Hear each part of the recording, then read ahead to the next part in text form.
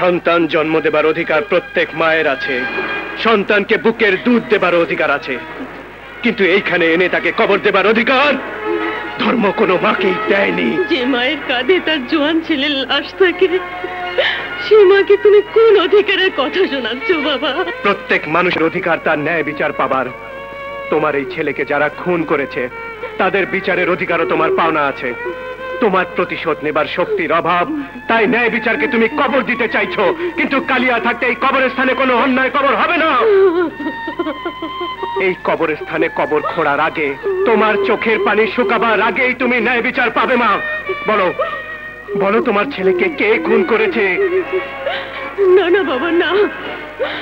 এক ছেলের লাশ নিয়ে আমি এখানে এসেছি। তোমাকে খুনির নাম বলে তোমাকে আমি লাশ দেখতে চাই না বাবা। ওস্তাদ, আমি জানি কে খুন করছে। বল বিবেক, ওই শয়তানের নাম বল। মির্জা খানের ছেলে টাইগার। টাইগার? এখন সে ব্লু নাইট ক্যাভারি।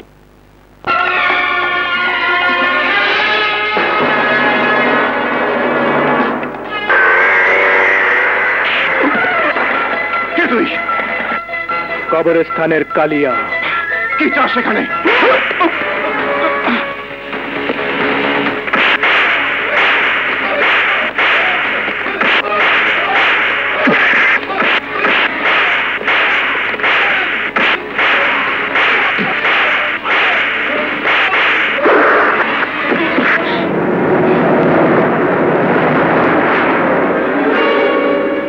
দেখো মা, যে শক্তির দাপট তোমার ছেলেকে শেষ করে দিয়েছে, সেই শক্তি আজ তোমার সামনে মুখ থুবড়ে পড়ে আছে। নাও, ওকে শাস্তি দাও। ওকে শাস্তি দিয়ে তোমার বুকের ভেতর প্রতিশোধের আগুন নিভিয়ে ফেলো।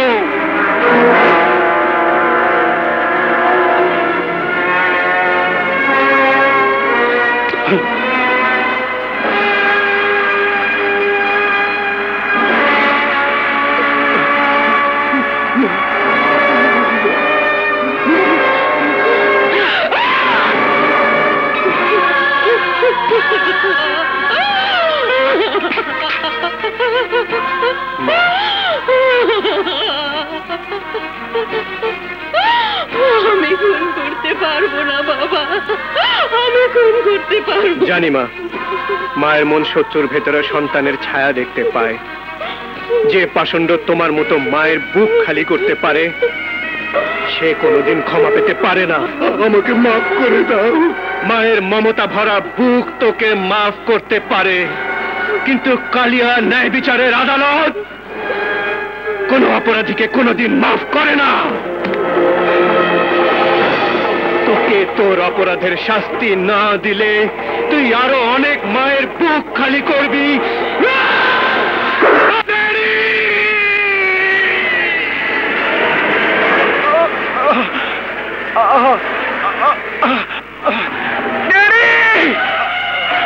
চাচা!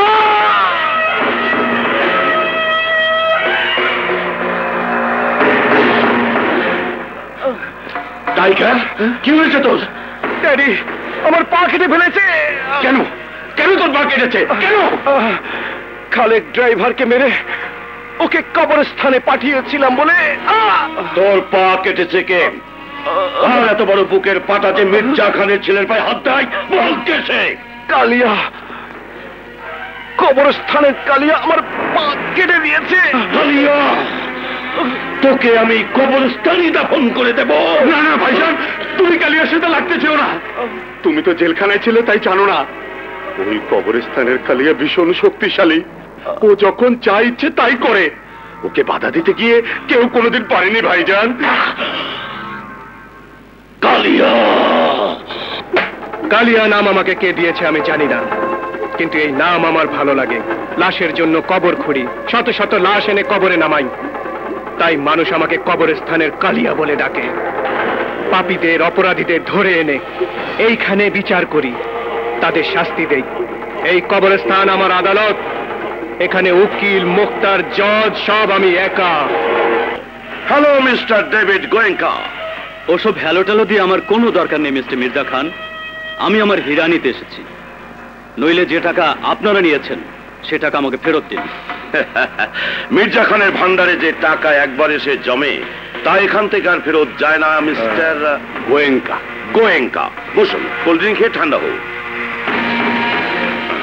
কোল্ড ড্রিঙ্ক খেয়ে কুল হবার ইচ্ছা আমার নেই।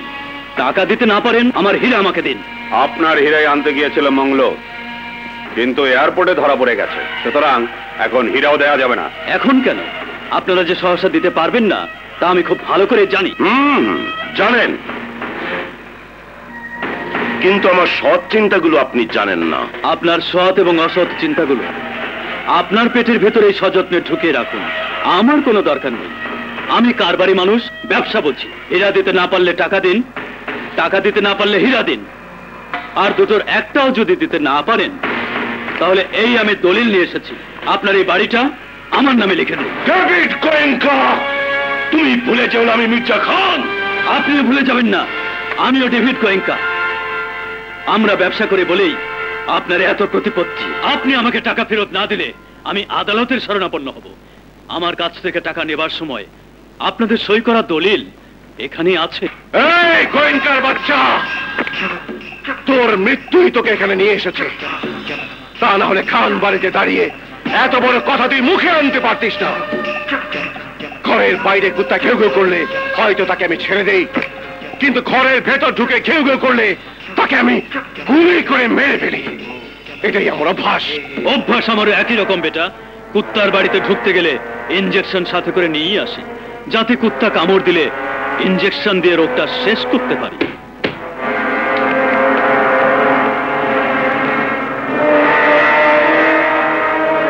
আমার ইশারা পেলে এই ইনজেকশন গুলো তোমাদের মধ্যে ঢুকিয়ে দেবে।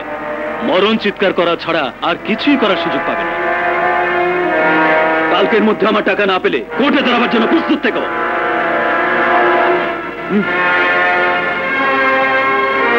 Tiger, yes dad. David Goenka আমাদের জন্য বিপদ হয়ে দাঁড়িয়েছে, আর এই বিপদকে ফেলে রেখে লাভ নেই। কোর্টে দাঁড়াবার আগেই ওকে পরপারের বাসিন্দা করে দাও। Okay dad.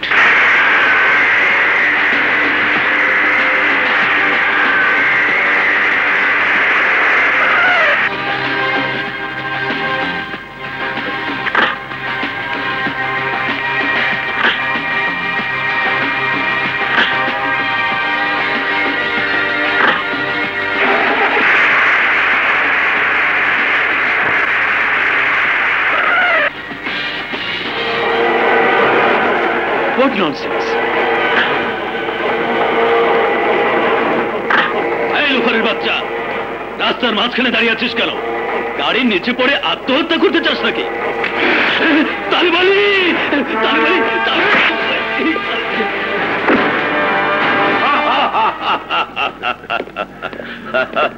নাও।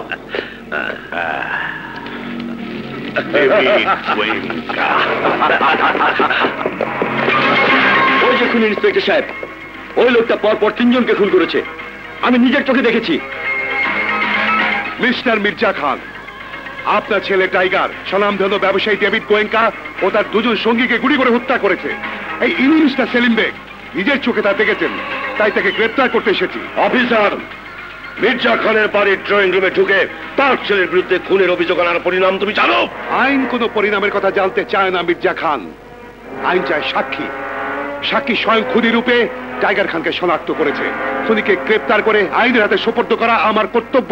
তোদেরকে আমি খতম করে। না না না টাইগার, না। পুলিশের উপর হাত তুলতে নেই। পুলিশের আজকাল সাহসী হয়ে গেছে, প্রয়োজনে এমপি মন্ত্রীদেরও ছাড়ছে না। চুপ করে হাত করা পরে চলে যাও কোর্টে, তোমার চাচা জালিম খান তোমাকে ছাড়িয়ে আনবে। হ্যাঁ, ইওর অনার, যদি সেলিম বেগের দেখায় আসামি হত্যার প্রমাণ হয়, তবে আমার এখানে একজন সাক্ষী আছে যিনি 4 মার্চ রাতে স্বচক্ষে ডেভিড গোয়েঙ্গাকে খুন হতে দেখেছে, এবং সেই খুনি হচ্ছে Joseph. Joseph? Joseph K? Your honour, Joseph কোটিপতি ডেভিড গোয়েঙ্কার পালিত ছেলে। ডেভিড নিঃসন্তান ছিল, তাই জোসেফকে পেলে মানুষ করেছিল, কিন্তু সে মানুষ হয়নি। যে ডেভিড সন্তান স্নেহে জোসেফকে মানুষ করেছিল, সেই জোসেফই সম্পত্তির মালিক হওয়ার লোভে 4 মার্চ রাতে ডেভিডকে খুন করে এবং তার সাক্ষী মিস্টার আইনুল হক। আমি তাকে সাক্ষীর কাঠগড়ায় হাজির করার অনুমতি চাইছি, ইওর অনার। অনুমতি দেয়া হলো।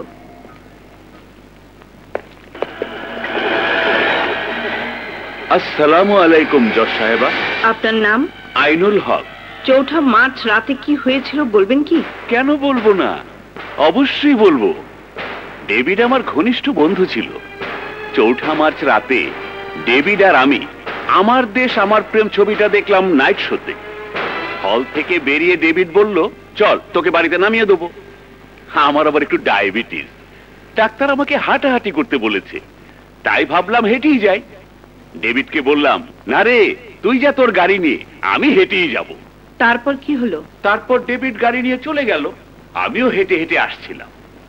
কিছু দূর আসার পর দেখলাম তার ছেলে জোসেফ ডেভিডকে গুলি করে খুন করলো। আমি নিজ চোখে দেখেছি জজ সাহেবা।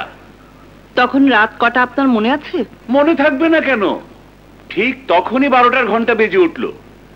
আমিও ঘড়ির দিকে তাকালাম, সময় মিলিয়ে দেখলাম ঠিক 12টা। সময় সম্পর্কে আপনার কোনো ভুল হচ্ছে না তো?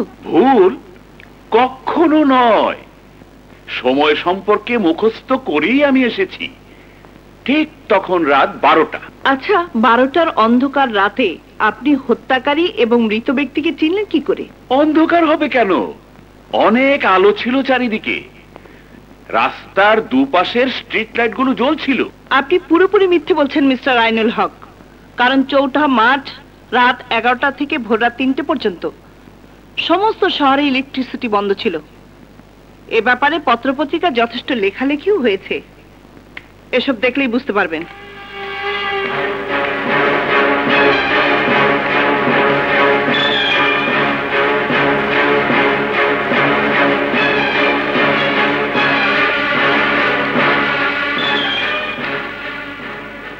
এক্সকিউজ মি ইওর অনার, সাক্ষীর বক্তব্য যে সেখানে আলো ছিল, কথাটা সম্পূর্ণ সত্যি। কি করে সত্য হতে পারে? ইলেকট্রিসিটি যেখানে ছিল না। ইলেকট্রিসিটি না থাকলেও পূর্ণিমার চাঁদ ছিল। কাগজে আপনি একটু ভালো করে দেখলেই বুঝতে পারবেন সেদিন ছিল পূর্ণিমা, আর পূর্ণিমার আলোতে মানুষের চেহারা চিনতে পারা সম্ভব।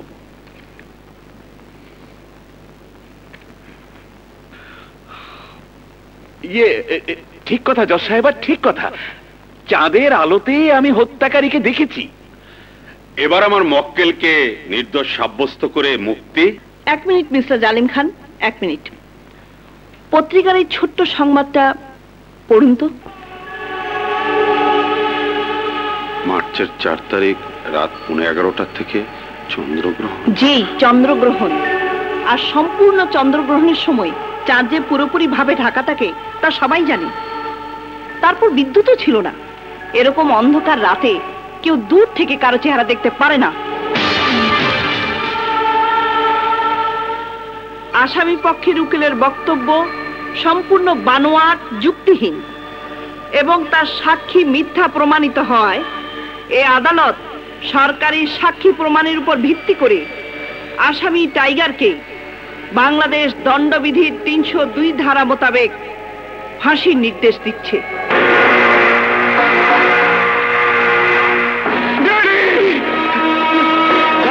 শানু আলম, তুই আমার ছেলের ফাঁসি দিয়েছিস, কিন্তু আমার সৎ চিন্তা তুই বুঝতে পারিসনি। তোর রায় তোকে পৃথিবী থেকে সরিয়ে।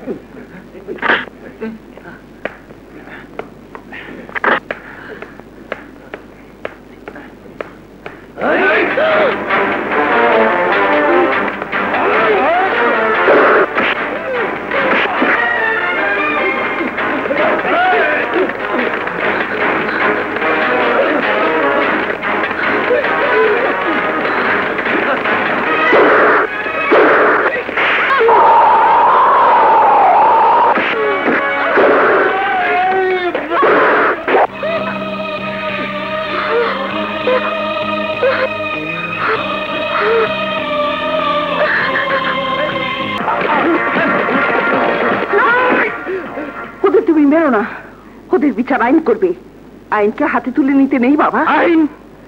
আইন ওই সব সন্ত্রাসী গুন্ডা বদমাইশ হাতে তুলে নিতে পারে, আর ওদের প্রতিরোধ করতে আমরা আইন হাতে নিতে পারবো না।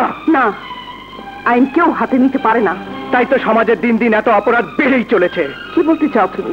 আপনার আইনে সাক্ষী লাগে, প্রমাণ লাগে, আর ওই সব সন্ত্রাসীরা টাকার জোরে সাক্ষীকে কিনে আইনকে তামাশায় পরিণত করে দেয়, প্রমাণকে ডাস্টবিনে নিক্ষেপ করে দেয়, এবং হাসতে হাসতে খুন করে ওরা আবার নির্দোষ খালাস পেয়ে বেরিয়ে আসে। কিন্তু কালিয়ার আদালতে কোনো পাপী নির্দোষ হয়ে বেরিয়ে যেতে পারেনি।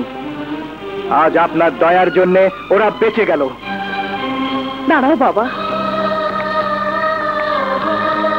তোমার হাত থেকে রক্ত পড়ছে। পড়ে যেতে দিন। রক্তের যে জন্ম দিয়েছে তারই ঠিকানা আমার জানা নেই। রক্ত তো পানির মতো পড়ে যাবেই। না, রক্ত পানির মতো বয়ে যাওয়া ঠিক না।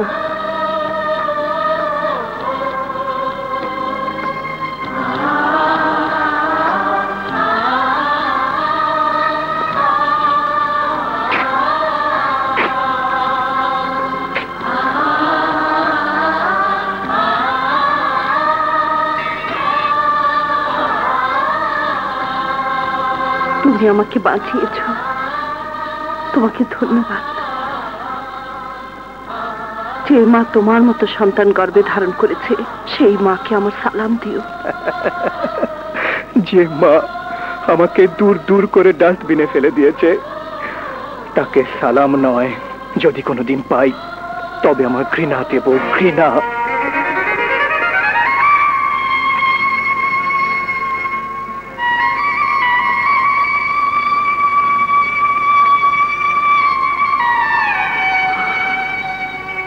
বাবা, বাবা, তুমি আমাকে সকালে ঘুম থেকে ডেকে দাওনি কেন? দেখো কত বেলা হয়ে গেছে। ক্লাসে গেলে আজকে নিশ্চয়ই বকা খেতে হবে। ক্লাসে আর যেতে হবে না, ক্লাস নিজেই এখানে চলে আসবে। তুমি যে কি না বাবা, ক্লাস আবার এখানে আসবে কি করে? পাগলের চিকিৎসা করতে করতে তুমিও পাগল হয়ে গেছো।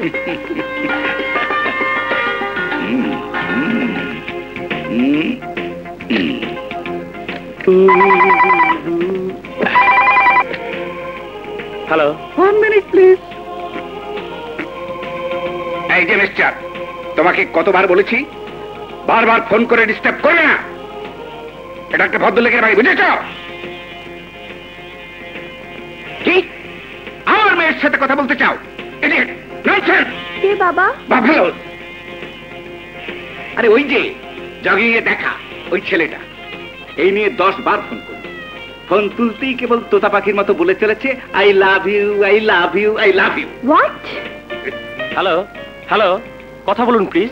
বলছি মিস্টার রাজু, ফোনে এভাবে আই লাভ ইউ বলতে আপনার লজ্জা করে না? ও তুমি দস্যু ফুলন দেবীর মতো দস্যু চুম্বন দেবী? তাই তো বলি ফোন করে কথা বলা হচ্ছে না কেন? কি ফোন আমি করেছি? শুনছো শুনছো কত বড় মিথ্যে কথা বলছে? মিথ্যে কথা আমি বলি না, তুমি বলছো। কাকে আবার সাক্ষী মানছো? আমার বাবাকে। বাবা? তোমার মতো তোমার বাবার মাথায়ও বুঝি ভুসি ভরা? কি আমার বাবার মাথায় ভুসি? সামনে পেলে এখনই বুঝিয়ে দিতাম। ঠিক আছে, আমি আসছি। তোমার সামনাসামনি ফাইসালা হবে কে কাকে কতখানি বোঝায়। হ্যালো বাবা, ও আসছে। কি হবে এখন? কি আর হবে, আসুক না, ভালোই হবে। স্যার, 1 নম্বর ক্যাবিনেট পেশেন্ট আপনার গাড়ি নিয়ে বেরিয়ে গেছে। হ্যাঁ,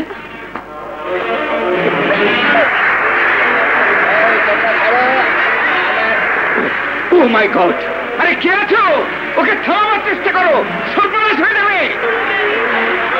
এই, এই, থামাও, থামাও, থামাও বলছি।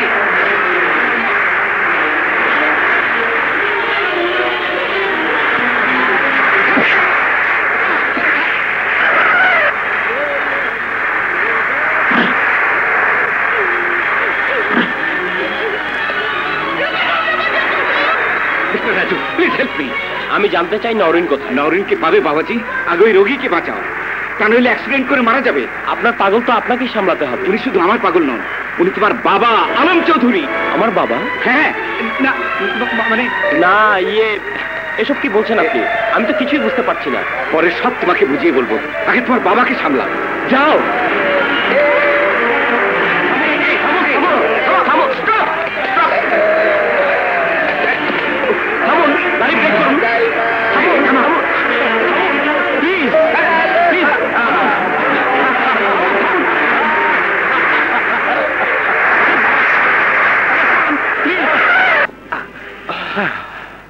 গাড়ি থেমে গেছে।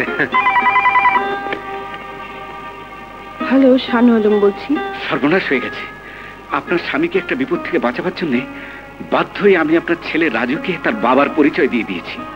আমাকে আমাকে আপনি ক্ষমা করে দেবেন। আপনি কাজই করেছেন। সত্য যত তাড়াতাড়ি প্রকাশ হয় ততই সবার জন্য মঙ্গল।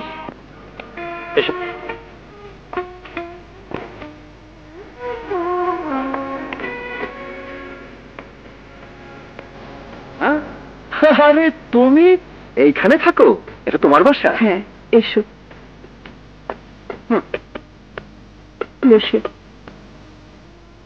এই শোনো শোনো শোনো শোনো, এই শোনো, ওই ছেলেটা আমাকে মারবে। না, তোমার ভয় নেই। আচ্ছা, ও তোমার ছেলে। ছেলে? আমার? মা, আমার বাবা পাগল। এ কথা এতদিন আমাকে বলনি কেন? ছোটবেলা থেকে যখনই আমি বাবার কথা জিজ্ঞেস করেছি তুমি আমাকে কোনো উত্তর দাওনি।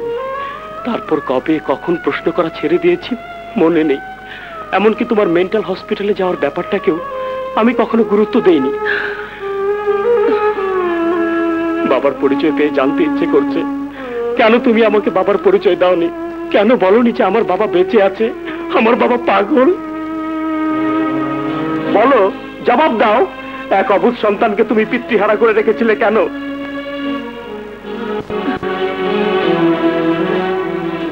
জবাব দাও, জবাব দাও মা।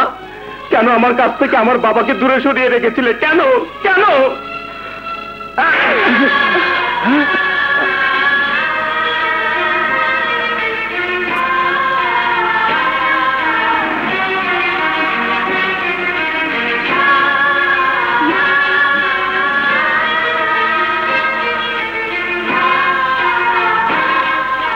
সব মা তার শিশুদের ঘুম পাড়াবার সময়, খাওয়াবার সময় আকাশের চাঁদ তারা এনে দেবার কথা বলে, যদিও সে জানে আকাশের চাঁদ তারা এনে দেবার ক্ষমতা তার নেই।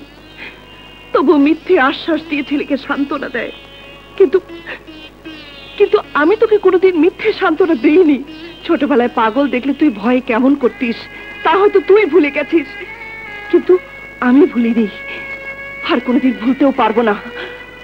তোর বাবাকে দেখলে তুই আতঙ্কে ছুটোছুটি করতিস। তোর বাবা তোকে দেখলে ছুটে যেত, তোকে ধরতে, তোকে মারতে। মিথ্যে কথা। না,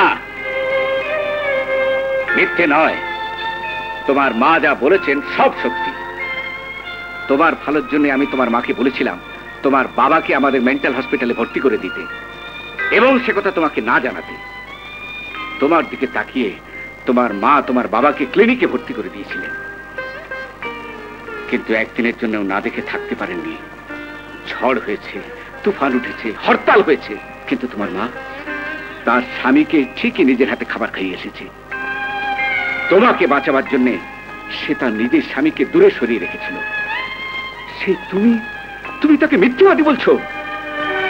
তোমার মার যে কি কষ্ট সে আমি বুঝতাম। আমার কাছে বারবার সে বলতো বুকের মধ্যে আর সত্যকে সে লুকিয়ে রাখতে পারছে না, তার প্রচন্ড কষ্ট হচ্ছে। কিন্তু তোমার জন্য সেই বুক ভরা কষ্টকে সে জমিয়ে রেখেছিল, আর তুমি তাকে অপমান করছো। তোমার মার মতো এমন মহিয়সী মা আমি দেখিনি কোনোদিন। মা, তোমার কাছে মাপ চাইবার মুখ আমার নেই, তবু আমি তোমার পা ধরে ক্ষমা চাইছি মা।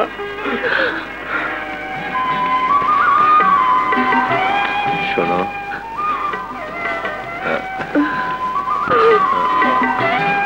তুমি আমাকে বাবা বললে কেন? তুমি কে? আমি তোমার ছেলে। না, আমার কোনো ছেলে নেই। তোমাকে আমি ফ্রেন্ডই বলবো। আচ্ছা আচ্ছা, ফ্রেন্ড। এই বাড়িতে তুমি কি করো? কি করব আবার? তোমার দেখাশোনা করব, তুমি যা বলবে তাই শুনবো। চলো। আচ্ছা, বসো। হ্যাঁ, নাও বাবা, সরি ফ্রেন্ড, নাস্তা খাও। খাও।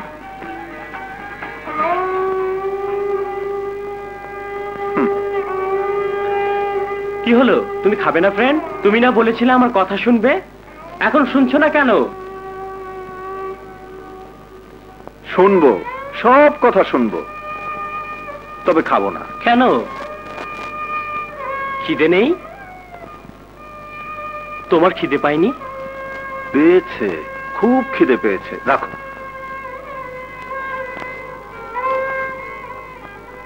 এই, তুমি আমাকে খাইয়ে দেবে না? হ্যাঁ, বসো।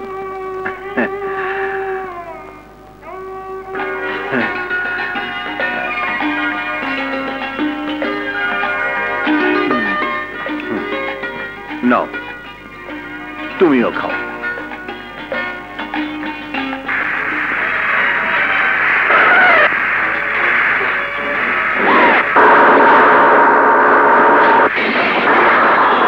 ব্রেক ধরছে না, এখন কি করবো?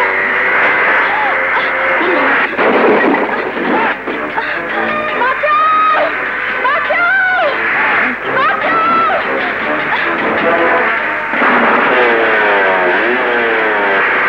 Oh my God!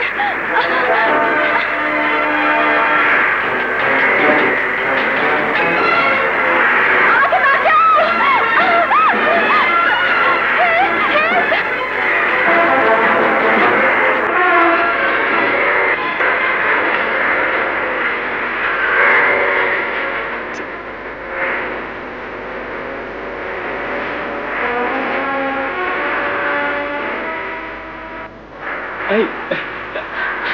আমার গাড়ি ব্রেক ফেল করেছে।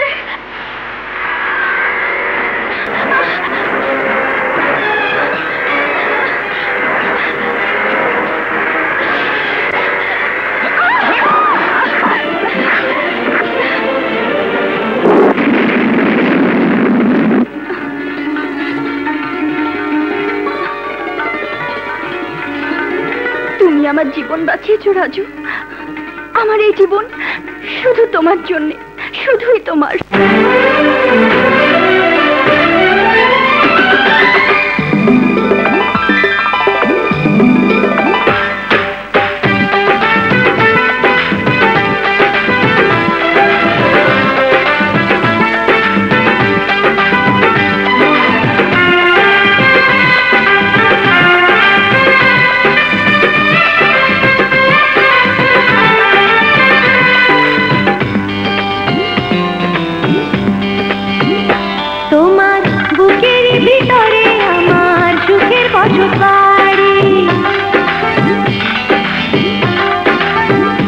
তোমার বুকের ভিতরে আমার সুখের বসত বাড়ি।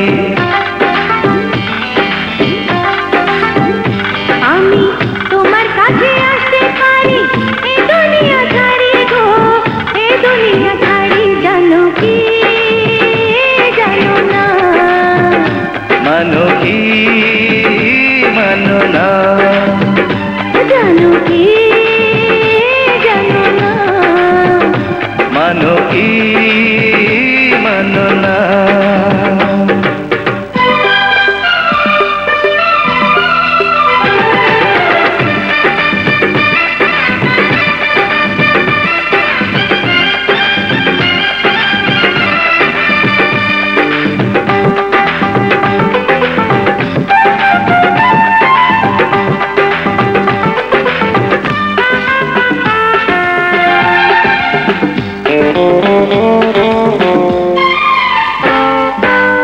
আমি যেন মেঘ, তুমি যেন বৃষ্টি, দুজনে একই সাথে সৃষ্টি।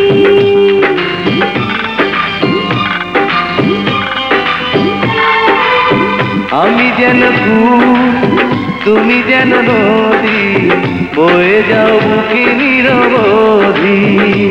আমি তোমায় নিয়ে সাত সমুদ্র পারবো দিতে পারি গো, পারবো দিতে পারি। জানো কি জানো না, মানো কি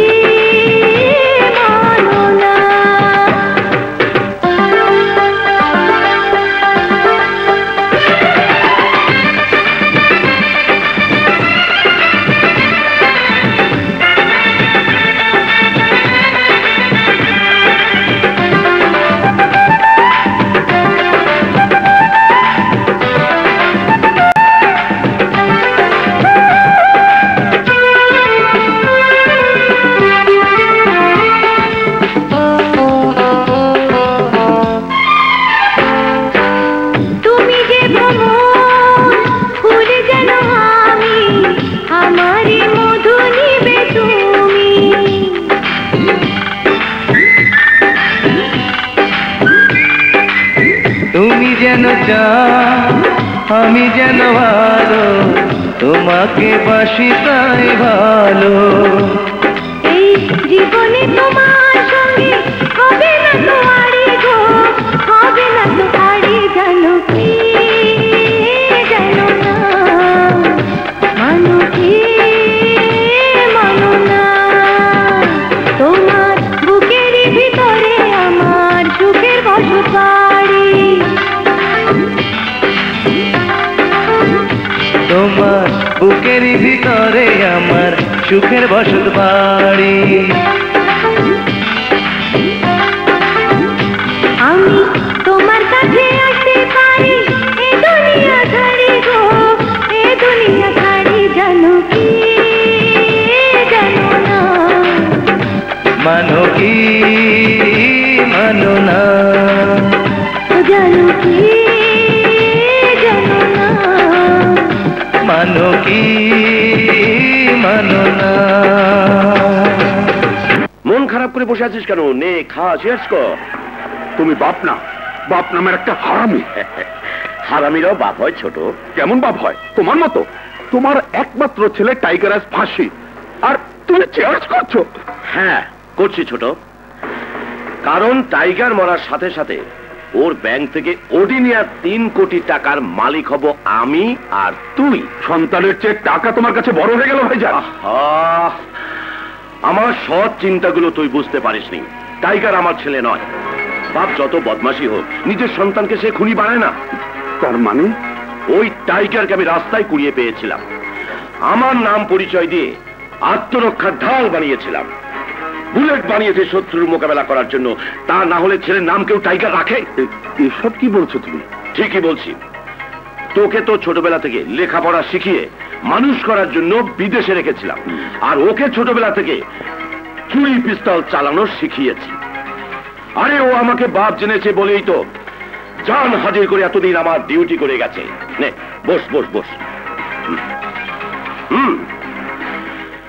এখন ওর ফাঁসি হয়ে যাবে, আর ওর নেয়া ব্যাংকের ওডির 3 কোটি টাকার মালিক হব আমি আর তুই।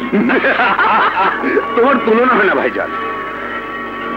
তোমার সৎ চিন্তাগুলো এত লাভজনক আমি বুঝতে পারিনি।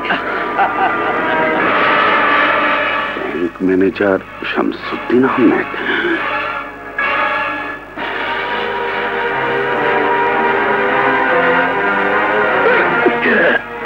আপনাদের সব পরিকল্পনা আমি এই ক্যাসেটে রেকর্ড করে নিয়েছি। এখন এগুলো পুলিশকে শোনাবো, তারপর ব্যাংকের 3 কোটি টাকা আপনাদের কাছ থেকে আদায় করবো। শামসুদ্দিন সাহেব, অসৎ চিন্তা বাদ দিন, আমার কথা শুনুন। কোনো কথাই আমি শুনবো না। আপনাদের কথায় বিনা গ্যারান্টিতে 3 কোটি টাকার ওডি আপনার ছেলেকে দেওয়ায় আমার চাকরি চলে গিয়েছে। এখন আপনাদের এই ক্যাসেট আমি জজ সাহেব আর শানু আলমকে দিয়ে আপনাদের জেলের ভাত খাওয়াবো। ভাইজান, এই ক্যাসেট যদি জজ সাহেবের কাছে চলে যায় তাহলে আমাদের সর্বাধিক না করে ধরোকে।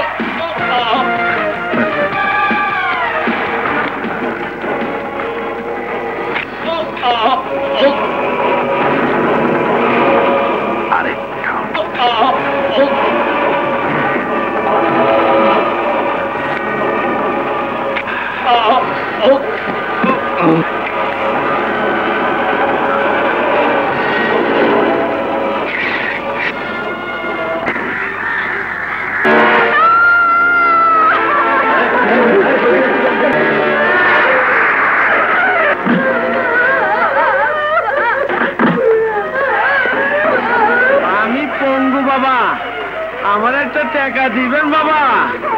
বাবা, আমার সৎ চিন্তাগুলো কেউ বুঝতে পারে না। বাবা, মৃত ব্যক্তিকে জড়িয়ে ধরে বেশিক্ষণ কাঁদতে নেই, তাতে আত্মা কষ্ট পায়। ওকে কবর দেওয়ার ব্যবস্থা করো। এই নাও, এখানে 5,000 টাকা আছে, লাশটা কবর দিয়ে দিও।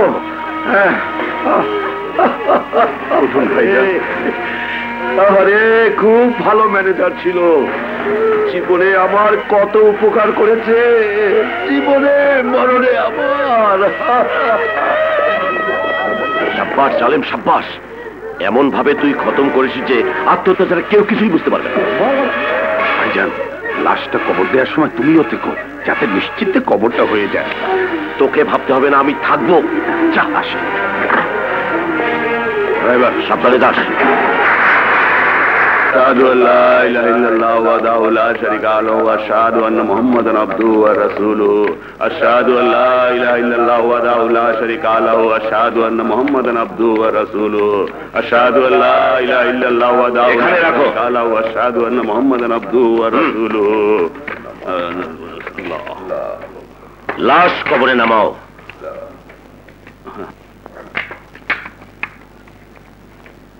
দান, লাশ কবরে নামবে না। বাবা কালিয়া, মৌলভী সাহেব, এই লাশ আত্মহত্যা না খুন, আগে পোস্টমর্টেম হবে, তারপরে লাশ কবরে নামবে। ডাক্তার রিপোর্ট দিয়েছে আত্মহত্যা, স্ত্রী পুত্র সবাই দেখেছে, তারপর আবার পোস্টমর্টমে কি দরকার? আপনার মতো শয়তানের কাছে কিছু দরকার না হতে পারে, কিন্তু কবরস্থানের কালিয়া ন্যায় বিচারের কাছে যে কোনো দুর্ঘটনায় মৃত্যুর পোস্টমর্টেম দরকার। দেশের আইনও তাই বলে। হ্যাঁ, দুর্ঘটনাজনিত মৃত্যুর ময়না তদন্ত ছাড়া লাশ দাফন করা আইনে নিষিদ্ধ। কিন্তু কালিয়া, তোমারে সন্দেহ হলো কেন? যথেষ্ট কারণ আছে।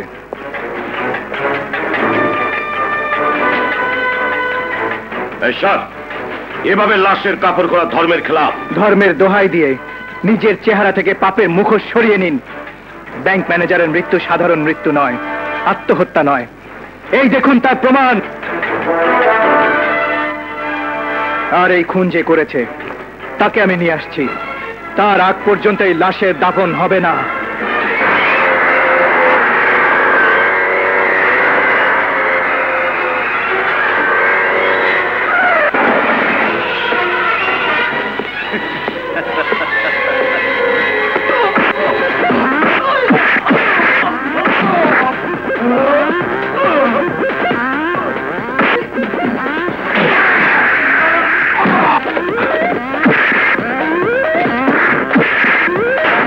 Hello hello, police station.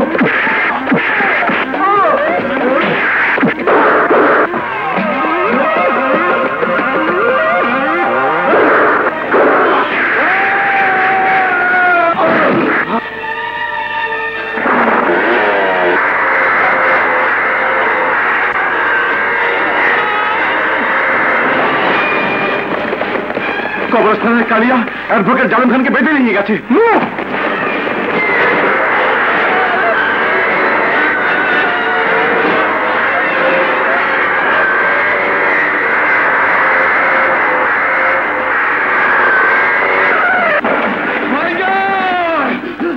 এসব কি? ভাইজান, আমাকে বাঁচান।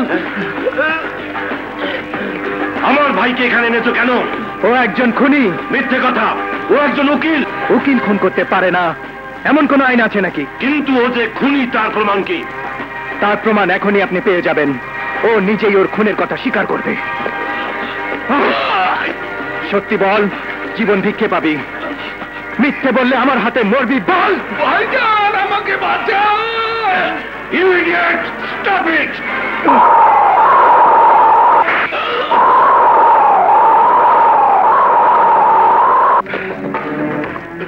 এখনো তুই সত্যি স্বীকার কর, নইলে এই রিভলভারের 6টা বুলেট দিয়ে আমি তোর মাথার খুলি উড়িয়ে দেব।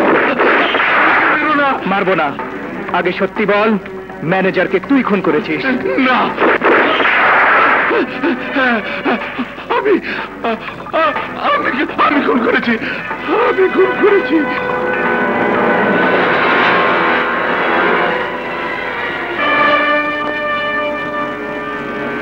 শুনলি মির্জা খান, তোর ভাই খুনি। এবার তোর ভাইয়ের জন্য তুই নিজে কবর খুঁড়বি। আমার ভাই যদি খুনি হয়, তবে তাকে আইনের হাতে তুলে দাও, তার বিচার আইন করবে, আদালত করবে। টাকা দিয়ে তোরা যারা আইন আর সত্যকে প্রতি মুহূর্তে খুন করে চলেছিস, তাদের বিচার আদালত করতে পারবে না, তাদের বিচার আমার আদালত করবে। এইখানে তোর তাপড় চলবে না। এই সবাই শোনো, এই কবরস্থানে ন্যায়ের বিচার হয়, আর এর বিচার মৃত্যুদণ্ড। আসুন ইন্সপেক্টর সাহেব, আসুন। ইন্সপেক্টর সাহেব, আমাকে বাঁচান। Arrest him, you are under arrest.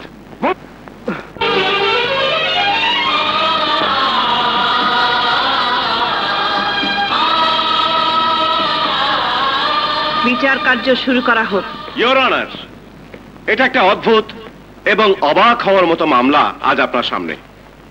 এই অপরাধীকে দেখুন, আইন এবং ন্যায় দণ্ডের প্রতি যার মোটেই কোনো ভরসা নেই, তাই সে শহর থেকে দূরে একটা কবরস্থানে নিজের পৃথক আদালত বানিয়েছে। সেখানে সে নিজে বিচার করে, যাকে মনে ধরে খেয়াল খুশি মতো এনে যেমন ইচ্ছে তেমনি শাস্তি কার্যকর করে। মিথ্যে কথা, আমার ইচ্ছা মতো কিছুই করি না। যার যে অপরাধ, সেই অপরাধের শাস্তি দিয়ে থাকি। অপরাধীকে শাস্তি দেওয়ার জন্য আইন আছে, আদালত আছে। তুমি নিজে বিচারের ব্যবস্থা করলে তা হয় আদালতের অবমাননা। আদালতের অবমাননা যদি হয়েই থাকে, তবে তা ধর্ম আর ন্যায়কে বাঁচাবার জন্য হয়েছে। ধর্ম আর ন্যায় বাঁচাবার ঠিকাদারি তোমাকে দেয়া হয়নি। Order, order. তোমার নাম? লোকে কবরস্থানের কালিয়া বলে ডাকে। তোমার পিতামাতার নাম? পিতার নাম অত্যাচার, মায়ের নাম অনাচার। অত্যাচার আর অনাচারের মধ্যেই আমার জন্ম। নিজের বাপ মা সম্পর্কে এমন গর্হিত কথা কোনো সন্তানের মুখে শোভা পায় না। আমি তোর বাপ, এটা বলার সাহস আমার বাপের ভেতর ছিল না। আর নিজের সন্তানকে বুকের দুধ খাওয়ানোর মন আমার মায়ের কাছে ছিল না। তোমার শিক্ষাস্থল কোথায়? কবরস্থান। কবরস্থানে কি করে শিক্ষা দেওয়া হয়? কেন দেওয়া যাবে না জজ সাহেবা? রাজা রানী, ছোট বড়, ধনী দরিদ্র সব ওই কবরস্থানে এক হয়ে থাকে।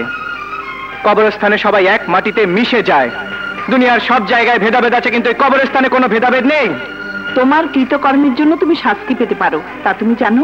আমার কৃতকর্ম যদি অন্যায় হয়ে থাকে, তবে তার জন্য যে শাস্তি, আমি তা মাথা পেতে নেব। আপনি বলুন, আত্মহত্যার মৃত্যু হোক আর খুনের মৃত্যু হোক, তা পোস্টমর্টেম ছাড়া কি দাফন করা যায়?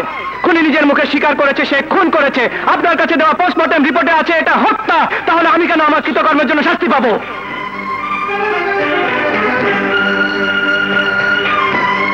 জবরদস্তি স্বীকারোক্তি আদায় করা শাস্তিযোগ্য। তুমি আইনকে, আদালতকে অস্বীকার করে নিজে আদালত তৈরি করে এবং আইনকে হাতে নিয়ে শাস্তিযোগ্য অপরাধ করেছ। সুতরাং এই আদালত বেআইনি আদালত চালাবার অপরাধে কালিয়াকে 5 মাসের সশ্রম কারাদণ্ড অথবা 15,000 টাকা জরিমানা করছে। দাঁড়ান জজ সাহেবা, দাঁড়ান।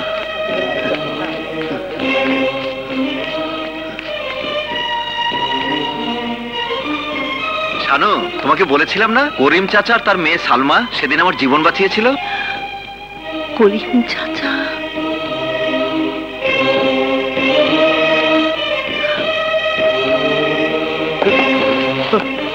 কালিয়া, কালিয়া, আমার কালিয়া। কেঁদো না নানা, দেখতে দেখতে 5 মাস কেটে যাবে, তখন আমি আবার ফিরে আসবো।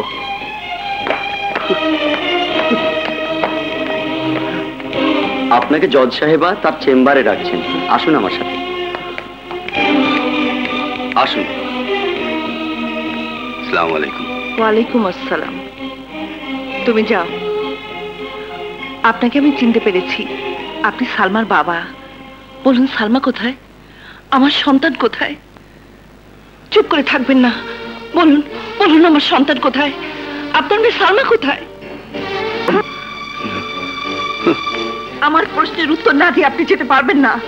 আমি আপনাদের অনেক খুঁজেছি, আপনার কাছে হাত জোর করে মিনতি করছি, আপনি বলুন আমার সন্তান কোথায়? সালমা কোথায়? সালমা, সালমা নেই, মারা গেছে। আর আমার সন্তান? আমার মাথা ছুঁয়ে আপনি সত্যি করে বলুন আমার সন্তান কোথায়? বলুন আমার সন্তান কোথায়? আপনাকে আমি কসম দিলাম। তোমার সন্তান, তোমার সন্তান, বলুন। তোমার সন্তান ওই কবরস্থানের কালিয়া। কি বলছেন আপনি? সত্যি বলছি, তোমার কাছ থেকে তোমার সন্তান নিয়ে রাস্তা দিয়ে আসার সময় গাড়ি অ্যাক্সিডেন্টে সালমা মারা যায়। তখন আমাকে সন্তান দিয়ে বলে যায়, এই কথা যেন কাউকে প্রকাশ না করি। এত বছর আমি মুখ বুঝে এ সত্যকে লুকিয়ে রেখেছিলাম, কিন্তু মা, তুমি আমাকে কসম দিয়ে আমার মুখ থেকে সত্যকে বের করে নিলে। কালিয়া আমার সন্তান। হ্যাঁ, আর সেই সন্তানকে আজ তুমি শাস্তি দিলে মা। মা বাবার স্নেহ না পেয়ে কবরস্থানে মানুষ হয়ে সে দিন দিন নিষ্ঠুর হয়ে উঠেছিল, কিন্তু বিশ্বাস করো মা, ও কোনোদিন কোনো অপরাধ করেনি। আর আজ সেই নিরপরাধ ছেলেকে তুমি শাস্তি দিলে। আমি ওকে শাস্তি দিয়েছি, আমি ওকে মুক্ত করে আনবো, আমি ওকে মুক্ত করে আনবো।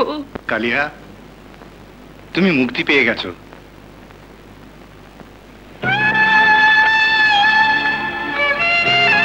তোমার জরিমানার 15,000 টাকা জজ সাহেবা দিয়ে দিয়েছেন, তাই তোমাকে মুক্তি দেওয়া হচ্ছে।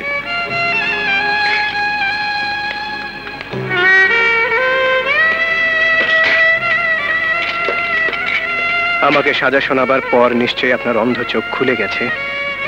তুমি আমার। আপনি আপনার সন্তানের মাথা ছুঁয়ে এবং এই পবিত্র কোরআন শরীফ শপথ করে বলুন, আপনি আমার শর্ত পূরণ করবেন এবং এই শর্তের কথা জীবনে কাউকে বলতে পারবেন না। কি হলো? কি বলতে গিয়ে আপনি চুপ করে গেলেন?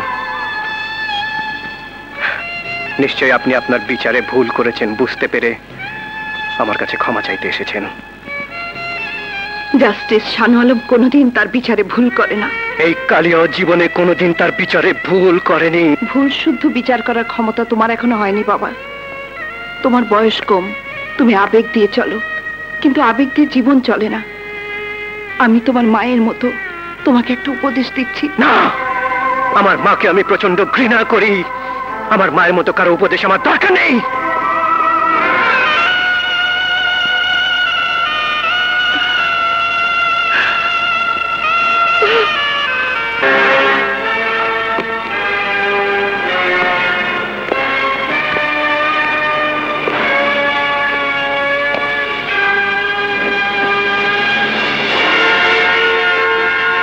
আইনের হাত থেকে তুই বেঁচে গেছিস, কিন্তু আমার হাত থেকে তুই বাঁচবি না জালিম খান। কালিয়া, তুই একবার আমাদের সাথে টক্কর দেওয়ার পরিণাম ভোগ করেছিস। আমার কেন এসেছিস? তোকে জানাতে এসেছি যে মৃত্যু তোর সামনে দাঁড়িয়ে আছে। আমার সৎ চিন্তাগুলো তুমি বুঝতে পারোনি কালিয়া।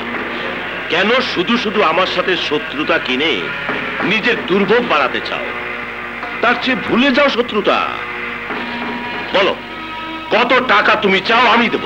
টাকা আমি চাই না, শুধু 3.5 হাত জমির প্রয়োজন তোমার ভাইয়ের কবরের জন্য। শোনো কালিয়া, আইন আমার হাতের মুঠোয়, আর আমার ভাইয়ের মাথায় অগণিত সৎ চিন্তা। আমাদের পেছনে আছে প্রচুর টাকার শক্তি। মৃত্যু আমাদের কাছে ঘেঁষতে সাহস পায় না। তুই কিচ্ছু না উকিল, তুই কিচ্ছু না। তোর চেয়ে বড় থেকে বড় ব্যক্তিকে আমার কবরস্থানে আসতে হয়।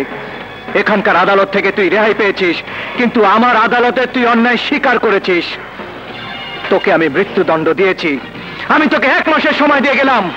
1 মাসের মধ্যে তুই তোর অপরাধ স্বীকার করে আদালতে সারেন্ডার করবি, নইলে আমার কবরস্থানে তোর কবর রচনা করে দেব। আমি ইচ্ছা করলে তোর ভাইকে এক্ষুনি এই মুহূর্তে শেষ করে দিতে পারি, কিন্তু না, আমি ওকে প্রতি মুহূর্তে মৃত্যুর যন্ত্রণা ভোগ করিয়ে মারব।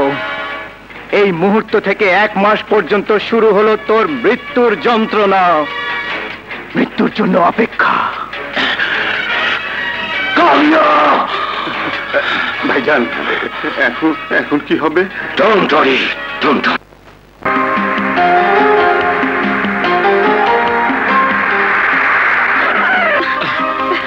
কি হলো? এখানে গাড়ি থামালে কেন? না, থামাইনি, গাড়ি নিজেই থেমে গেছে।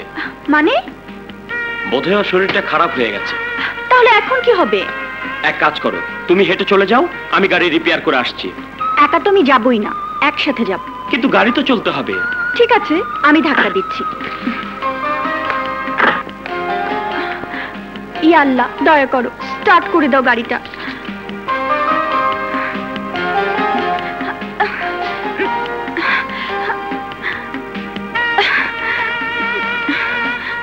জোরে, আরো জোরে। আর পারছি না, নামো তুমি। সে কি তুমি চালাবে? না, দুজনেই হেঁটে যাব, চলো। আরে বৃষ্টি নামবে এক্ষুনি। বৃষ্টি নামে নামুক, তোমাকে ছেড়ে আমি যাচ্ছি না, এসো।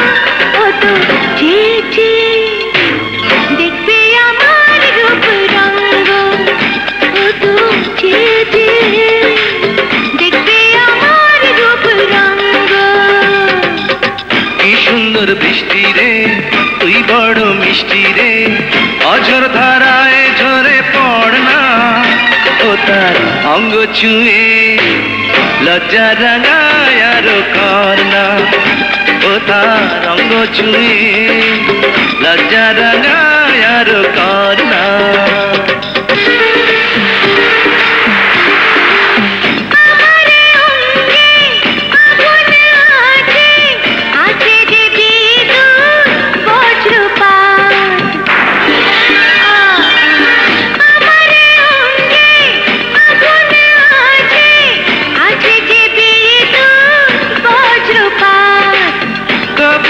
সুখের মরণ হবে, ছাড়বো না ছাড়বো না।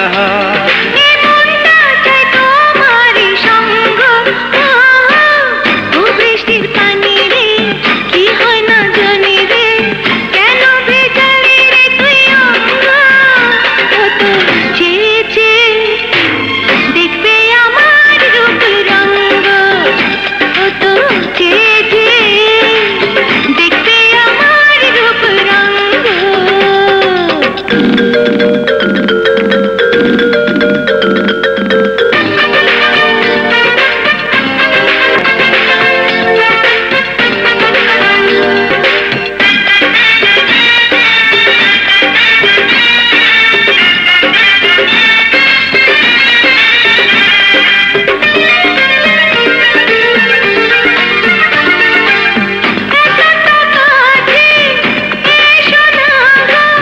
বিপদ হবে বন্ধু আজ,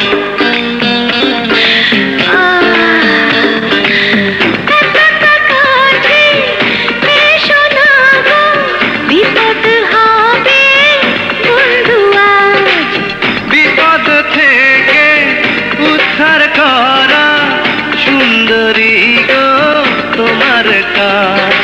বুকে প্রেমেরই তরঙ্গ, ও বৃষ্টির পানি রে কি হয় না জানি রে, কেন ভেজালি রে তুই অঙ্গ, কত চেয়েছে দেখবে আমার রূপ রঙ্গ, কত চেয়েছে দেখবে আমার রূপ রঙ্গ। কি সুন্দর বৃষ্টি রে তুই বড় মিষ্টি রে, অঝর ধারায় ঝরে পড় না, ও তার অঙ্গ ছুঁয়ে লজ্জা রাঙায় আরো কর না, ও তার অঙ্গ ছুঁয়ে লজ্জা রাঙায় আরো কর না।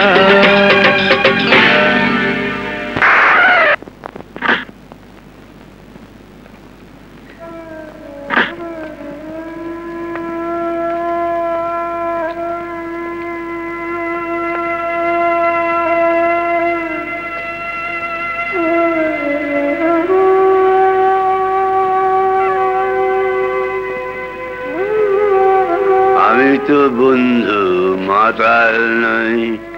খেলা শেষ।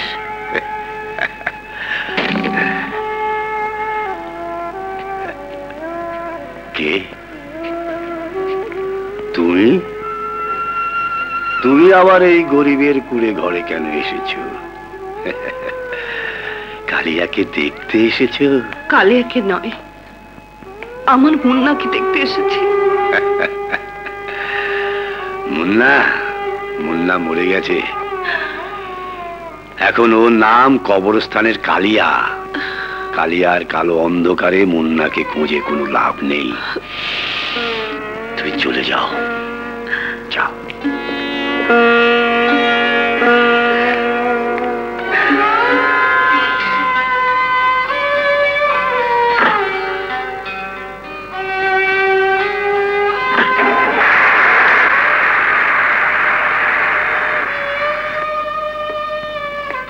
না না, উনি এখানে এসেছিলেন কেন? তোর খোঁজে। না না, মানে এমনি এসেছিলেন। মিথ্যে কথা বলো না নানা, বলো উনি এখানে কেন এসেছিলেন? বলো কেন উনি এসেছিলেন? কেন ওনাকে দেখলে আমার বুকের ভেতর কাঁপন জাগে? বলো কেন উনি আমাকে শাস্তি দিয়েও আবার নিজে মুক্ত করে এনেছেন টাকা খরচ করে? বলো, জবাব দাও। তোর কোনো প্রশ্নের জবাব আমি দিতে পারবো না। তুমি যদি জবাব না দাও তাহলে আমি আমাকে খতম করে ফেলবো। কি বললি? হ্যাঁ, এই কবরস্থানে মানুষ আসে মৃত্যুর পর, তুমি আমাকে জন্মের পর নিয়ে এসেছো। আজ পর্যন্ত তুমি আমাকে আমার মা বাবার খবর দাওনি। আমি জন্মেই মৃতের মতো লাশ হয়ে কবরস্থানে পড়ে আছি। আমি আর এই লাশ হয়ে বাঁচতে চাই না। আমি আমাকে শেষ করে ফেলবো, শেষ করে ফেলবো। মুন্না দাঁড়া। মুন্না? আমার নাম মুন্না? তাহলে তুমি জানো কে আমার মা, কে আমার বাবা? বলো, জবাব দাও। তোমার কাছে আমি অনুরোধ করছি, যে প্রশ্ন জানার জন্য আজ আমি 20 বছর ধরে ছটফট করছি, সেই প্রশ্নের জবাব দাও। বলো, বলো কে আমার বাবা, কে আমার মা?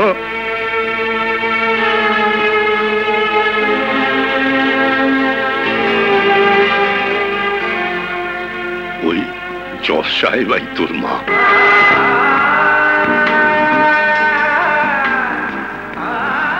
আমার মা? হ্যাঁ, ওই জজ সাহেবাই তোর মা, তোর মা।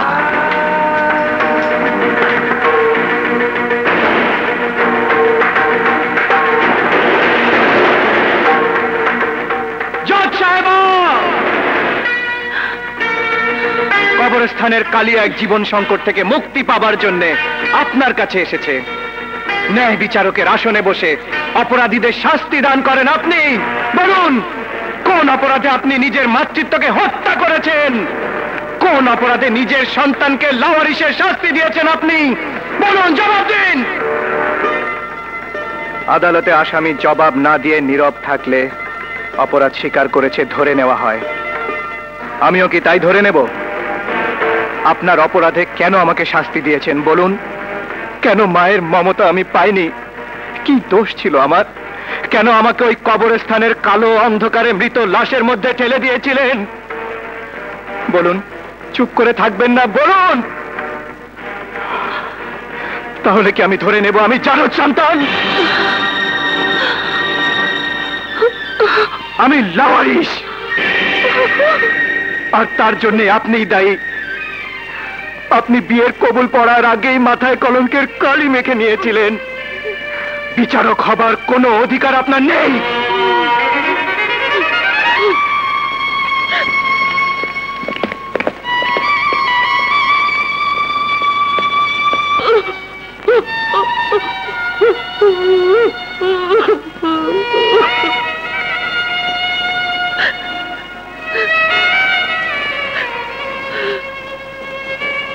শোনো, তুমি কেঁদো না। ওগো, আমি যে সত্য বলতে পারছি না, মুখ বুঝে সহ্য করতে পারছি না। কি করব আমি?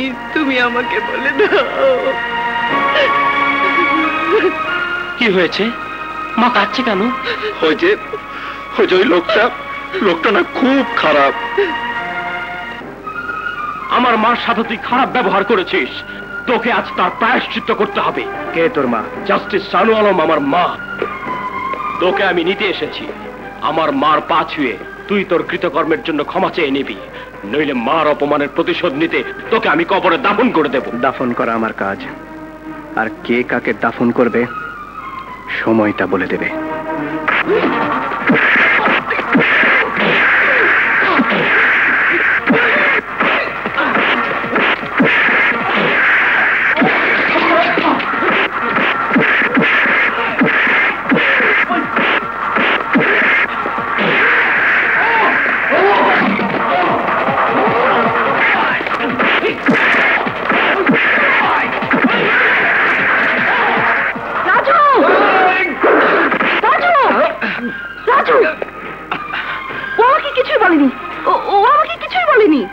মিথ্যে কথা।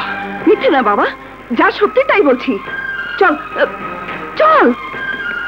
শুনুন জজ সাহেবা, আপনার মনে কষ্ট দিয়েছি মনে করে আপনার এই জায়েদ ছেলে তুফানের মতো ছুটে এসেছে, কিন্তু সমাজের কাছে আমি কি অপরাধ করেছি যে আজও আমি আমার বাবা মার পরিচয় পেলাম না, না জায়েদ সন্তান হয়ে পড়ে রইলাম? উত্তর দিন, উত্তর দিন।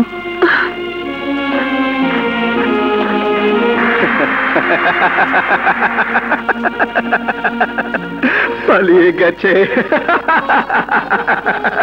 উত্তর দিতে না পেরে পালিয়ে গেছেন জজ সাহেবা। রাজু, মারপিট করার আগে তোর মনে রাখা উচিত ছিল তুই একজন জজের ছেলে। হ্যাঁ মা, আমি একজন জজের ছেলে বলেই অন্যায়কে আমি মুখ বুজে সহ্য করতে পারি না, কিন্তু তুমি আমার প্রতি অন্যায় করেছো মা।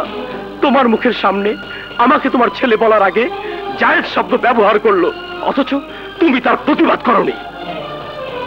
কেন মা, কেন ওই কবরস্থানের কালিয়া নিজেকে নাজায়েজ বলে তোমার কাছে তার বাবা মার পরিচয় জানতে চাইলো? বলো মা, কেন তুমি ওর প্রশ্নের জবাব না দিয়ে চোরের মতো পালিয়ে চলে এলে? কোন সাহসে ওই কালিয়া এই বাড়িতে এসে তোমাকে অপমান করে যায়? বলো মা, ওর সাথে কি সম্পর্ক তোমার? বলো, জবাব দাও। ও কি তোমার নাজায়েজ সন্তান? চুপ কর রাজু, চুপ কর।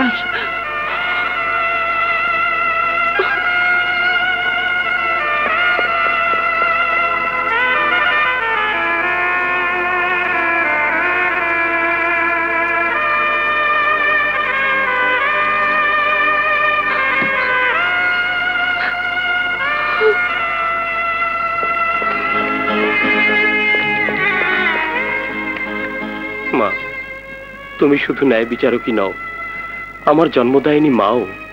তোমার মাথা আমার সামনে নিচু হোক তা আমি চাই না, তাই তোমাকে প্রশ্নের উত্তর দেওয়ার দুশ্চিন্তা থেকে মুক্তি দিয়ে আমি এই বাড়ি ছেড়ে চলে যাচ্ছি। না রাজু, না। বাবাকেও আমি সাথে নিয়ে যাচ্ছি। মা, এসো বাবা। রাজু, রাজু।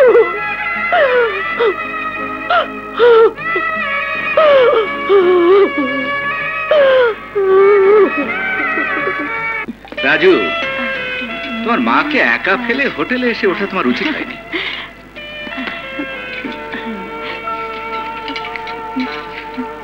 দেখি, 2 chicken fry, fried rice, Thai soup. ওই হোটেলে খাওয়া গেলে খুব ভালো। বেশ ভালো। নাও, কই নাও।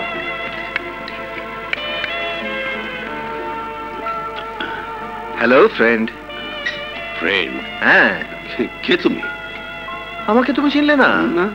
আমি তোমাকে চিনি। তোমার একটা ছবি আমার কাছে আছে। আমার ছবি? হ্যাঁ, ওই যে একদিন অন্ধকার রাতে আমাদের বাড়ির সামনে তুমি একটা লোককে গলা টিপে মেরে ফেলেছিলে, তখন আমি ছবি তুলে রেখেছিলাম। এই এই দেখি, এই দেখো। হ্যাঁ,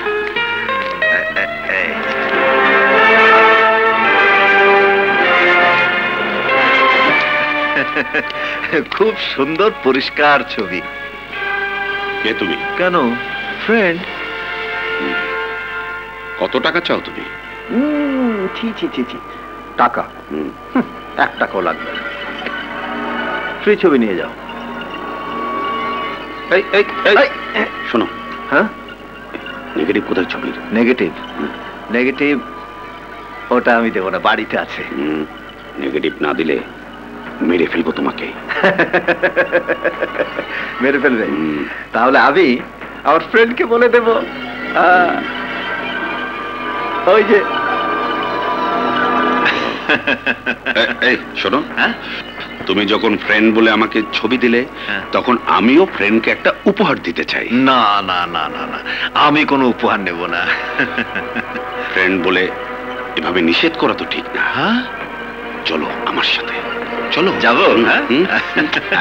তাহলে চলো। বাবা, বাবা কোথায় গেল? ফ্রেন্ড বসো, এবার চলো।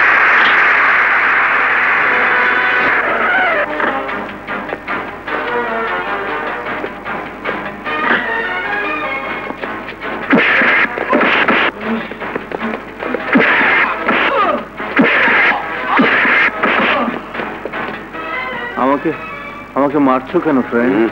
ফ্রেন্ড না, দুশমন।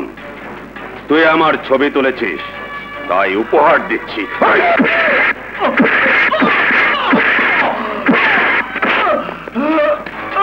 বল নেগেটিভ কোথায়? ওই নেগেটিভ না দিলে তোর মাথার মগজ বের করে হাতে ধরিয়ে দেব।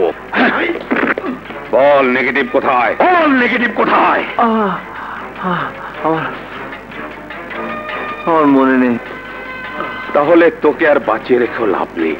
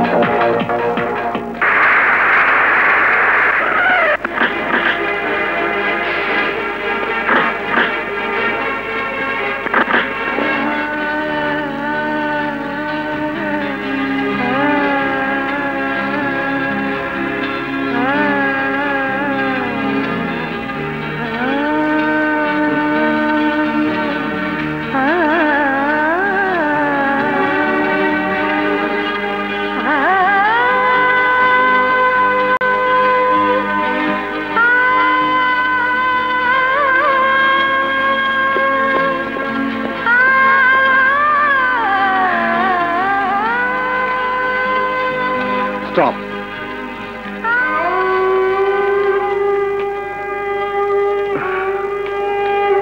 Thank you. আপনি রক্ত না দিলে পেশেন্টকে বাঁচানো যেত না। কে হন উনি আপনার? হয়তো কেউ হন, হয়তো কেউ না।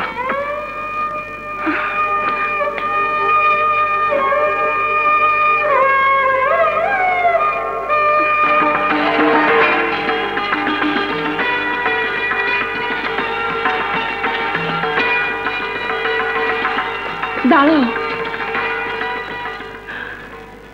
তুমি আমার স্বামীর জীবন রক্ষা করেছো। তোমাকে কি বলেছে ধন্যবাদ দেব? ধন্যবাদ নয়, আমাকে শুধু একটা প্রশ্নের জবাব দিন। আপনার স্বামীর জীবন রক্ষার বিনিময়ে আমাকে আমার পিতার নামটা বলে দিন। বলুন, জবাব দিন। চুপ করে থাকবেন না। চুপচাপ চোখের পানিতে ভেসে যাওয়া ছাড়া আমার কাছে কোনো জবাব নেই, কোনো জবাব নেই। ভাইজান, ভাইজান, ভাইজান, ভাইজান, সর্বনাশ হয়ে গেছে। কি হয়েছে? পালন চৌধুরী বেঁচে গেছে। ওর জ্ঞান ফিরে এলে ছবির নেগেটিভ বের হয়ে আসবে, তখন আমি আর বাঁচবো না। একদিকে নেগেটিভ, অন্যদিকে কালিয়া, দুটো মৃত্যু আমি ঠেকাবো কি করে ভাইজান? চুপ কর, কাপুরুষের মতো চিৎকার করিস না, আমার সব চিন্তাগুলো মাথার মধ্যে বাড়ি খাচ্ছে।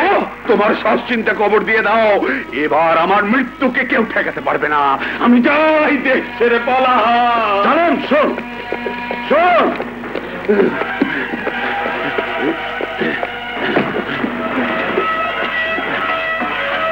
কথা শোন শোন শোন। আরে আমার মাথায় যে সব চিন্তা আছে তাতে তোকে দেশ ছেড়ে পালা যাবে না। ওই আলম চৌধুরী পৃথিবী ছেড়ে চলে যাবে। মর্জিনা কোথায়?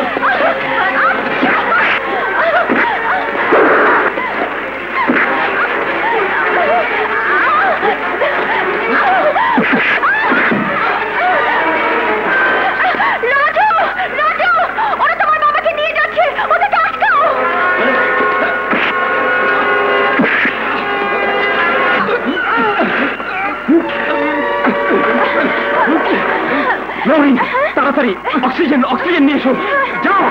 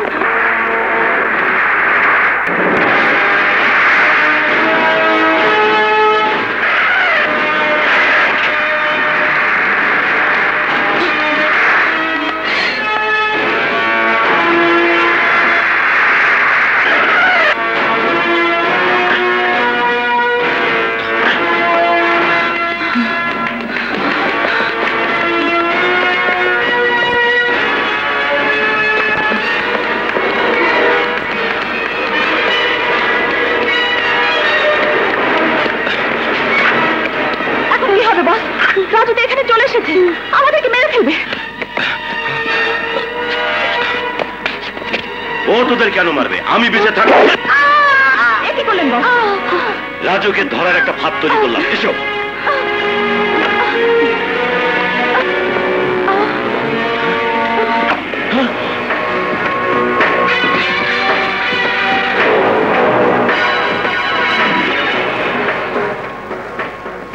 আজ থেকে 20 বছর আগে এই আদালত এরকম এক ফটো দেখে মির্জা খানকে দোষী সাব্যস্ত করে যাবজ্জীবন কারাদণ্ড দিয়েছিল।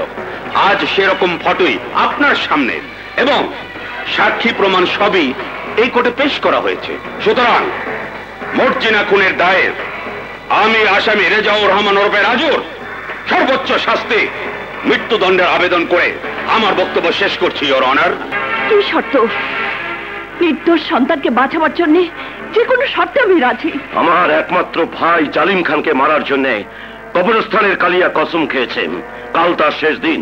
আমি শুনেছি কালিয়া আপনার নাজায়েজ সন্তান। আপনার জায়েজ সন্তানকে নির্দোষ সাব্যস্ত করার জন্য সমস্ত প্রমাণ আমি আপনাকে দিয়ে দেব, যদি আপনি আপনার নাজায়েজ ছেলেকে আমার ভাইয়ের পেছন থেকে সরিয়ে নেন। সকাল হওয়ার আগেই কালিয়ার হাত থেকে আপনি আমার ভাইকে রক্ষা করবেন। আপনার অপরাধী ভাইকে রক্ষা করার জন্য আমি কেন কালিয়ার কাছে যাব? এই জন্য যে শত অপরাধী আইনের হাত থেকে রেহাই পেয়ে যাক, কিন্তু একটা নিরপরাধ যেন শাস্তি না পায়, এই বিখ্যাত বাণীটি আপনি নিশ্চয়ই জানেন জজ সাহেবা। সাজা খাটতে থাকা নির্দোষ আপনার ছেলে, আর আইনের কাছ থেকে পালিয়ে বেড়ানো অপরাধী আমার ভাই। আপনি চান আপনার ছেলের জীবন, আর আমি চাই আমার ভাইয়ের জীবন। শুধু আজকের রাতটুকু সময় ফুরিয়ে যাবার আগেই সিদ্ধান্ত নেওয়ার পালা আপনার।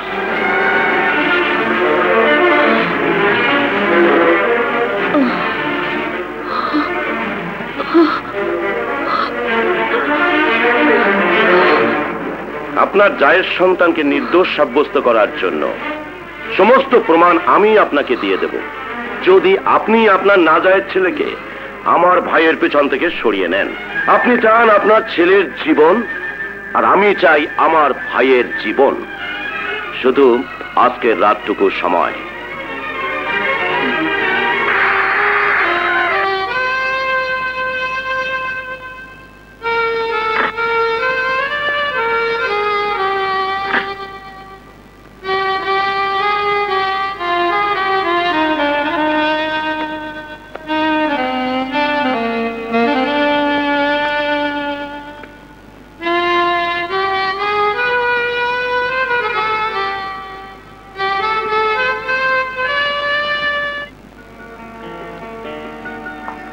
আসুন জজ সাহেবা, আসুন। আপনার খুনি ছেলের মাথার উপর মৃত্যু ঘুরে বেড়াচ্ছে, আর শীঘ্রই আমার মেহমান হয়ে এখানে আসছে, তা আমি জানি। রাজু খুনি নয়, তার শরীরে রক্ত, সেই জন্যে তাকে মিথ্যে খুনের মামলায় জড়ানো হয়েছে। এটা তো একজন দুর্বল মায়ের মনের কথা, আইনের কথা নয়। আইনের সাক্ষী প্রমাণের কাছে মায়ের মন বাধা পড়ে আছে। আপনার হাতে কলম আছে, সিদ্ধান্ত জানাবার অধিকারও আপনার। আপনি ছেলেকে নিরপরাধ প্রমাণ করছেন না কেন? জজের চেয়ারে বসে আমি তা করতে পারি না, এই জন্য তোমার কাছে ন্যায় বিচার চাইতে এসেছি। আমি ন্যায় বিচার করব?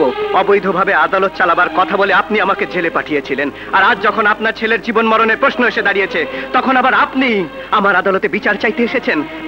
আপনার আইন কি বানের পানিতে ভেসে গেছে জজ সাহেবা? রাজু নির্দোষ, তার সমস্ত প্রমাণ মির্জা খানের কাছে আছে। তুমি যদি তার অপরাধী ভাই জালেম খানকে মারবে না বলে ওয়াদা করে মুক্তি দাও, তাহলে রাজুকে রক্ষা করার সমস্ত প্রমাণ সে আমাকে দেবে। জালেম খান অপরাধী, আর অপরাধীরা কখনো আমার আদালতে মুক্তি পায় না, যেমন আমি আপনার পাপ থেকে মুক্তি পাইনি। কিন্তু কিন্তু আমি তো পাপী নই। পাপী নও তুমি? কবরস্থানে বাচ্চা ফেলে দেওয়া কি পাপ নয়?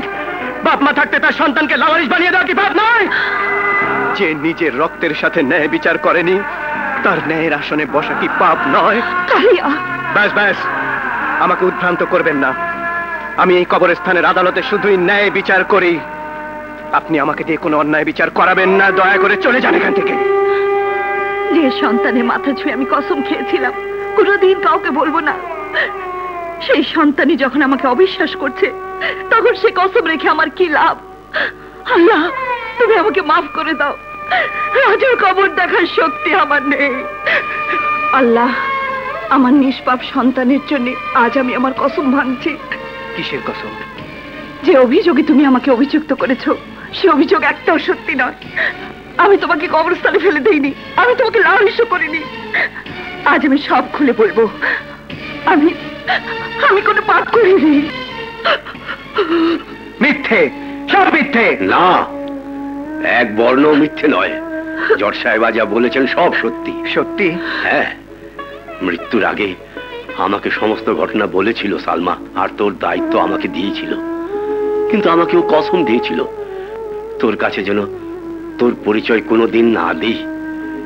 তাই এই কবরস্থানে তোকে আমি বড় করে তুলেছি। না না মুন্না, তোকে আমি স্নেহ মমতা দিয়ে মানুষ করতে পারিনি, নিজ হাতে তোর মুখে খাবার তুলে দিতে পারিনি। তাই তোর কাছে কোনো সাহায্য চাইবার অধিকারও আমার নেই। তবু তোর কাছে আমার অনুরোধ, অনেক দুর্বল অসহায়কে তুই সাহায্য করিস, তেমনি আজ আরেকজন অসহায়কে তুই সাহায্য কর। আমার আমার আসলে রাজুকে নির্দোষ প্রমাণ করে মুক্ত করে এনে দে। মা, মা, তুমি আমাকে ক্ষমা করে দাও মা। তোমাকে আমার মা জেনে লজ্জা পেতাম, কিন্তু আজ আমি তোমাকে আমার মা জেনে গর্ববোধ করছি মা। আল্লাহ আমাকে তোমার গর্ভে জন্মাবার ভাগ্য দিয়েছেন। আমি তোমাকে ছুঁয়ে শপথ করছি মা, আমি রাজুর নির্দোষ প্রমাণের সমস্ত তথ্য তোমার কাছে এনে দেব।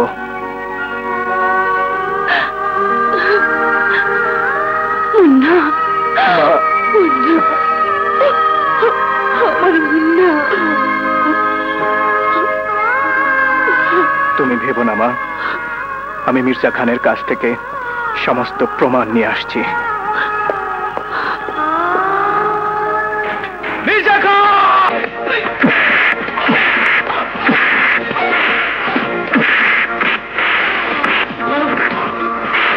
বল মির্জা খান কোথায়? বল মির্জা খান কোথায়? বলছি মির্জা খান জাস্টিস শানু আলমের বাড়িতে গেছে।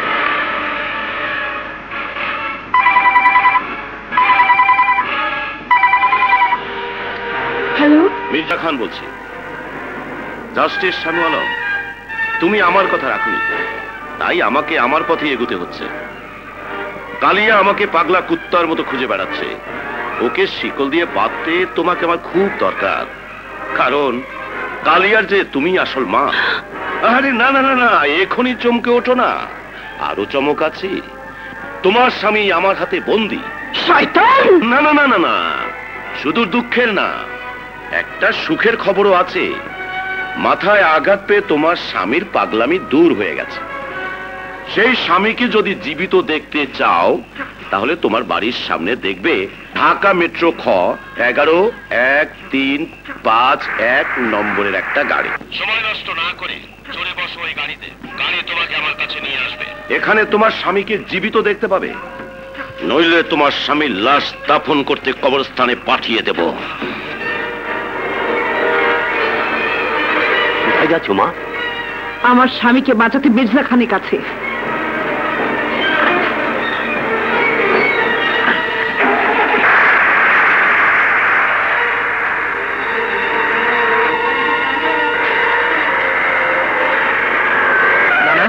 মা কোথায়? তোর মা তোর বাবাকে বাঁচাতে মির্জা খানে গাড়ি করে চলে গেল। মির্জা খানের গাড়ি করে কোথায় গেল? ওস্তাদ, আমি জানি কোথায় গেছে। কোথায়? মির্জা খানের বাগবাড়ি রাস্তা না। পুলিশকে খবর দেওয়া দরকার।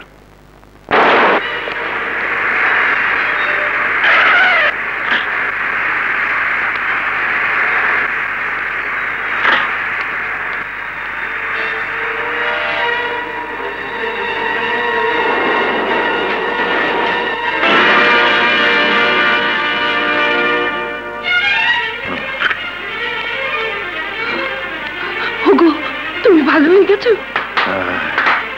জেলখানায় রাজুর মুক্তির জন্য যখন তুমি কালিয়ার কাছে গেলে, তখন দৃশ্যটা একটু সেন্টিমেন্ট ছিল না, কিন্তু এখন জানা গেল ওই কালিয়াই তোমার আপন ছেলে, এই জন্য সেন্টিমেন্ট এসে গেছে।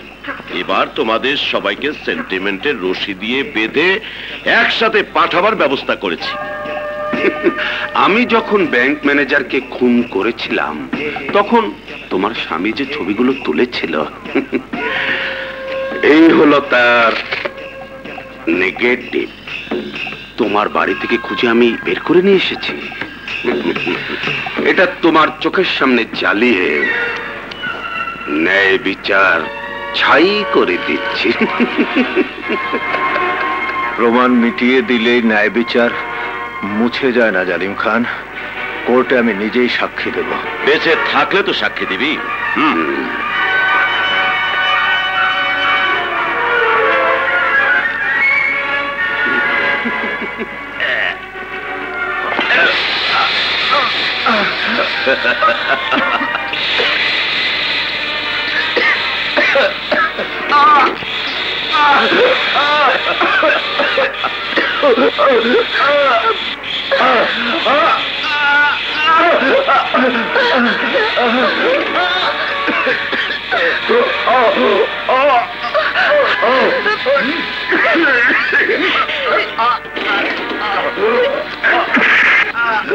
মিস্টার আলম,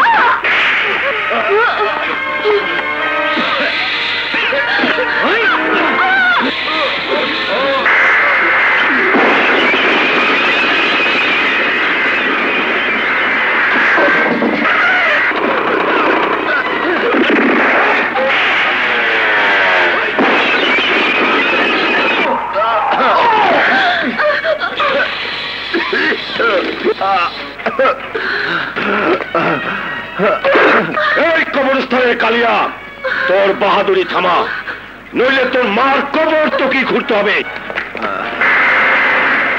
রাজু, তোমার বাবাকে মির্জা খান ধরে নিয়ে গেছে। কি? বাবা বাবাকে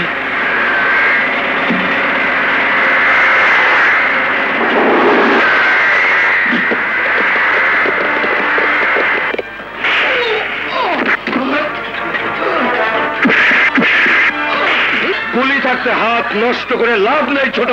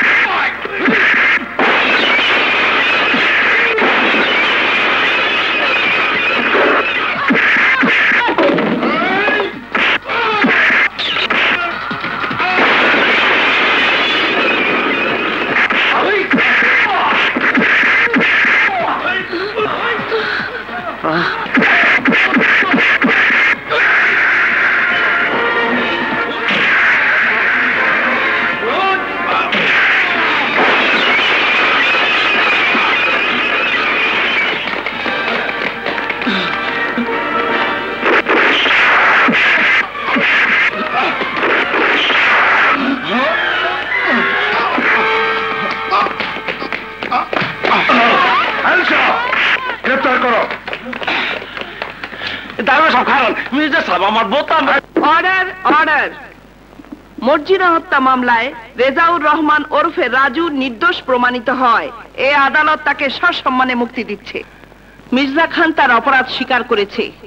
তাই এই আদালত বাংলাদেশ দণ্ডবিধি ৩০২ ধারা মোতাবেক আসামি মির্জা খানকে যতক্ষণ পর্যন্ত মৃত্যু না হয় ততক্ষণ পর্যন্ত ফাঁসিতে ঝুলিয়ে মৃত্যুদণ্ড কার্যকর করার আদেশ প্রদান করছে।